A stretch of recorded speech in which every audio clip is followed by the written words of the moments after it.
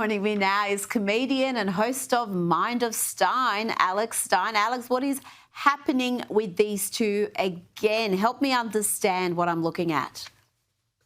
No, you're exactly right. The fact that she was like just, kind of manipulating that necklace in kind of a sexual way, I wouldn't be surprised if they have some sort of romance going on. I mean, they're talking about gay this, gay that. I mean, maybe they're gay. And if they are, that's cool. But it just seems like there's more than just co-stars in a movie, if you're asking me. It's just that they are just so weirdly excited about things that shouldn't be exciting, and just there is just too much. There's just too much. There's too much that seems inauthentic. And I don't know, the change in Ariana concerns me. She seems so fragile physically. But let's talk about the UFC. I know you love your sport, and it was an eventful UFC 322. There was a massive brawl in the crowd. And the night's big winner, Islam Makhachev, wants to defend his title at the White House. When would you like to defend this new world title again? Woo! Donald Trump, let's go open the White House. I'm coming. Alex, tell me about this plan to have the UFC at the White House. It's going to be wild, and I want to be there. Yeah, I want to be invited as well. But, I think the real story when we talk about this is a lot of people were right. They said when Mamdani won in New York that Islam would be taking over.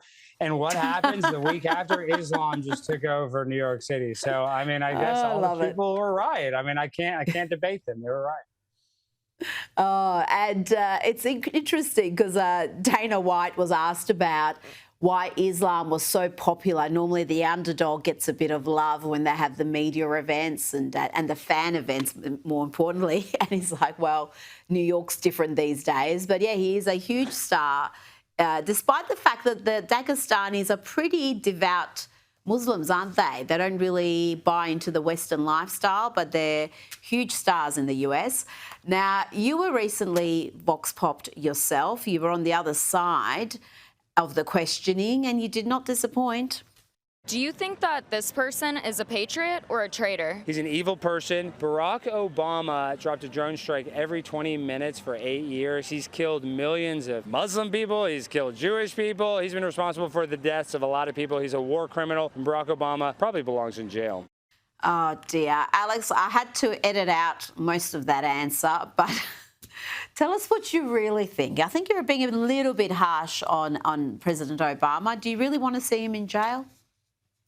Well, honestly, Barack Obama, I got to give him a little credit. He's a great orator. He's a great speaker. He's very smooth. And I would be lying if when I was in 2008 in college when he won, I thought, man, this is so cool. We have like a black president. Everybody thinks black people are cool in America. People want to act like it's the most racist country. That's not true.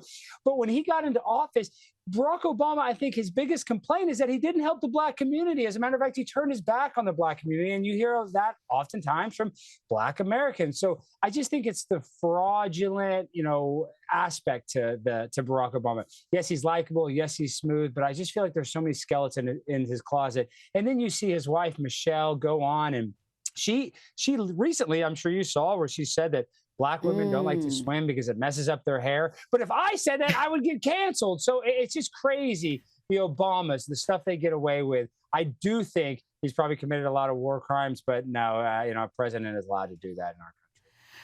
Well, I think we might find out if further investigation what role he may have played in we already know some of the role he played in that whole Russian collusion conspiracy hoax. But yeah, there's a lot of things there that I think are going to damage his, they're going to damage him down the track. I think I'm just being very careful in what I say because I do not want to be sued.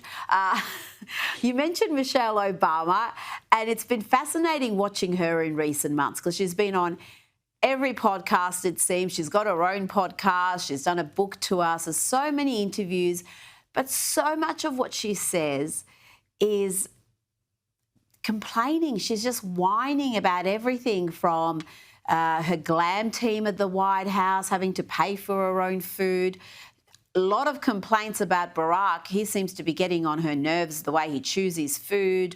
She talked about having 10-year period where your marriage isn't good. So I don't know. She does not seem like a happy woman. She doesn't seem to be at all grateful for the time she spent as First Lady. Well, I don't want to get in any legal trouble either, but if I was competing for Barack Obama's love with Jennifer Aniston, I'd be a little nervous too. I mean, Jennifer, you've heard those rumors, and I don't know if they're true or not, but the Rachel haircut Let's was say a they're not. phenomenon. Yeah, but let's just say they're not. But, that is obviously a rumor.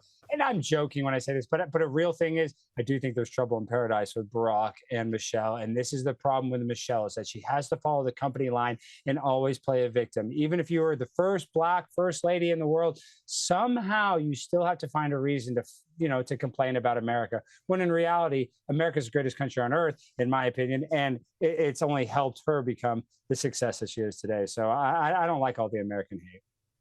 Alex Stein, thank you so much for your time tonight.